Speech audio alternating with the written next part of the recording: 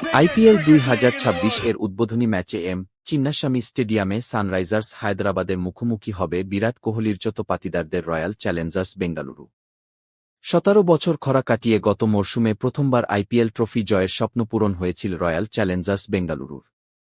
প্রথমবার defending champion হিসেবে IPL অভিযান শুরু করতে চলেছে আরসিবি।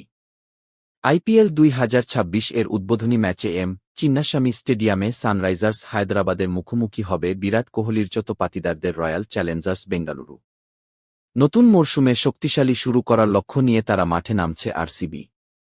দলের ভরসা বিরাট কোহলি, ক্রুনাল পান্ডিয়া, রজত পাতিদার, ভুবনেশ্বর কুমার এবং টিম ডেভিডের মতো গুরুত্বপূর্ণ খেলোয়াড়রা, যারা দলকে দ্বিতীয় ট্রফি জেতাতে সাহায্য করতে পারেন।